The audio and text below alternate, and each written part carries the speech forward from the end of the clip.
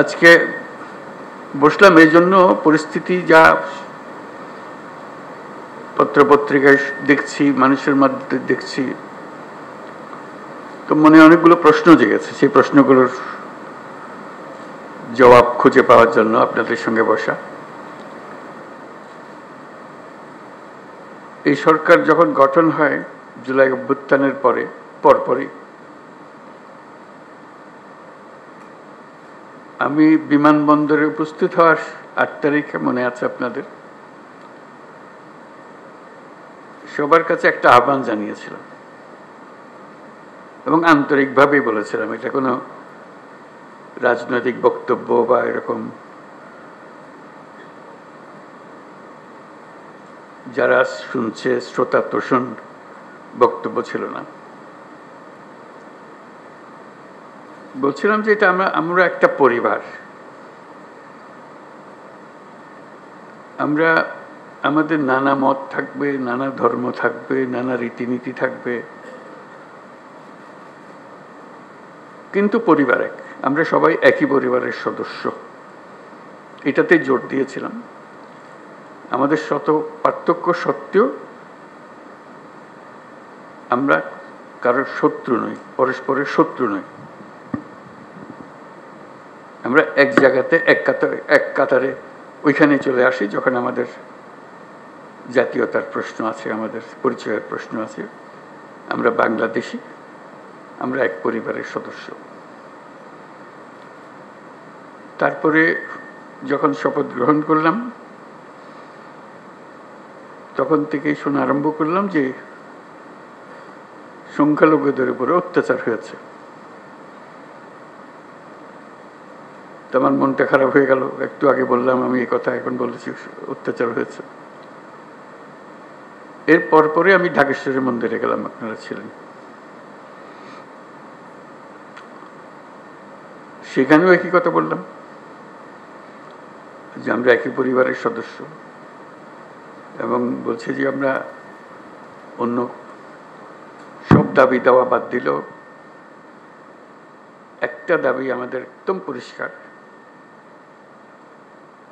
আমাদের সবার সমান অধিকার,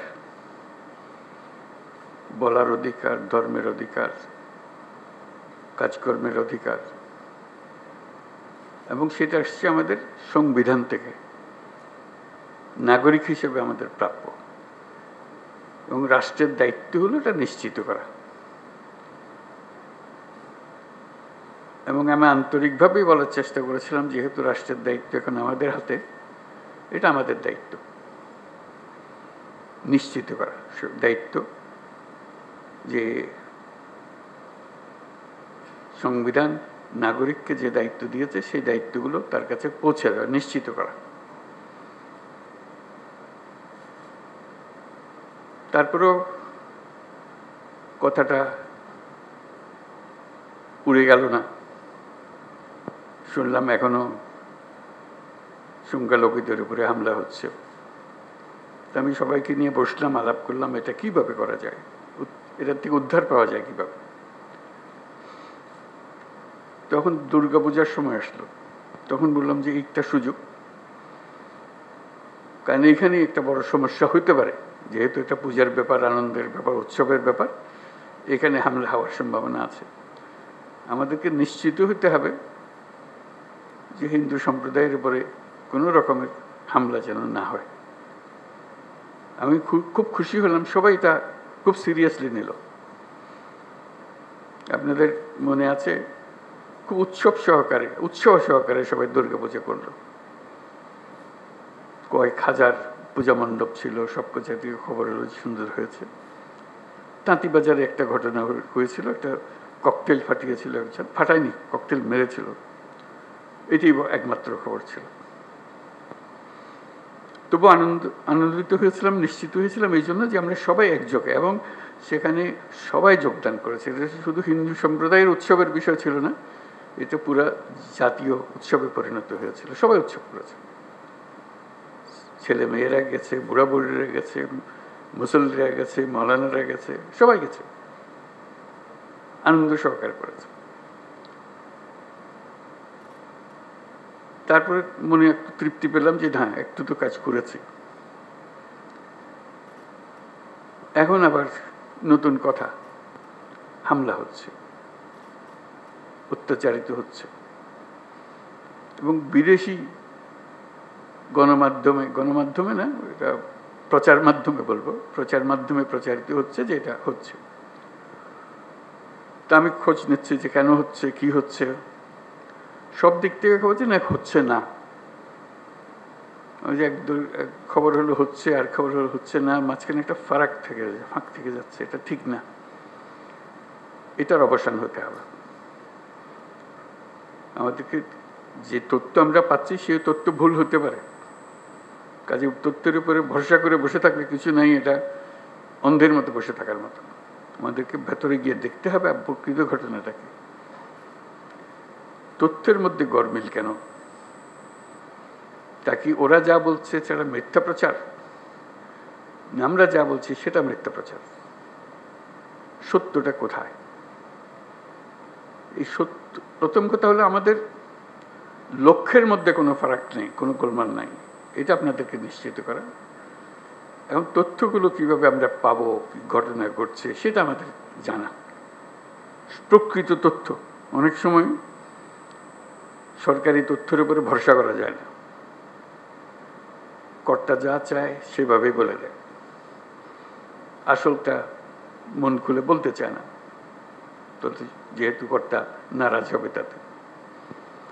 আমরা আসল খবরটা জানতে চাই, কিভাবে জানতে চাই, এবং সেই প্রক্রিয়াটা প্রতিষ্ঠিত করতে চাই। এটা শুধু আজকের দুদিনের গোলমালের কারণে একটু চঞ্চল হয়ে কথা বলছি তা না, প্রকৃত পক্ষে এটা স্টাবলিশ করতে চাই যে ঘটনা ঘটতে পারে। এটা এত বড় একটা দেশের মধ্যে কত রকমের কাণ্ড, তার মধ্যে একটা কাণ্ড হয়ে গেলে তাৎক্ষণিকভাবে যেন খবরটা পাওয়া যায় এবং সেটা সমাধান করা যায়। যে দিক থেকে দোষী তাকে বিচারের আওতায় আনতে হবে, এটাই হলো সরকারের দায়িত্ব।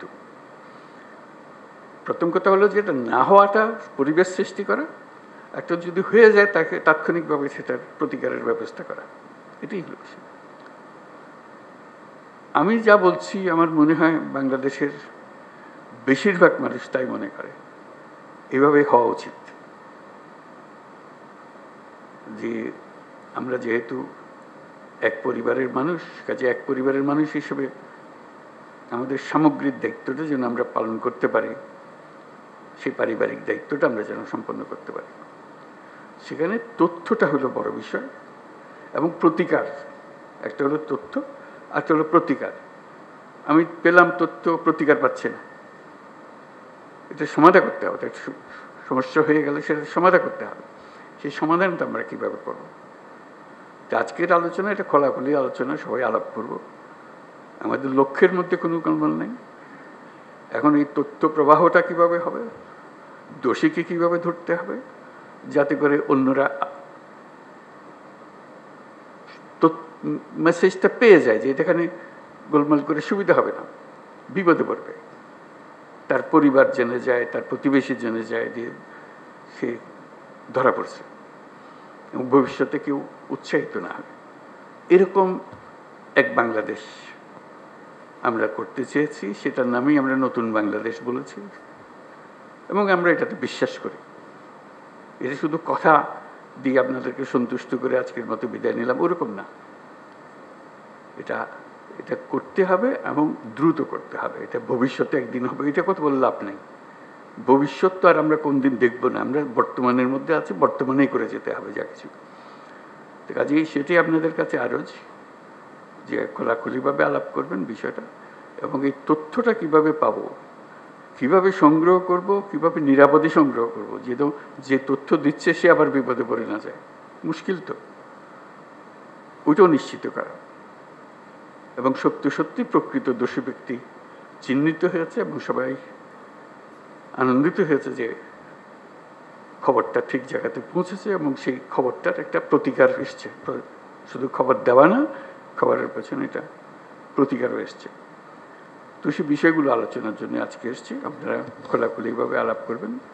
আদিলুর বোধহয় এটা সঞ্চালন করবে, আর উপদেষ্টা আদিলুর। ধন্যবাদ সবাই।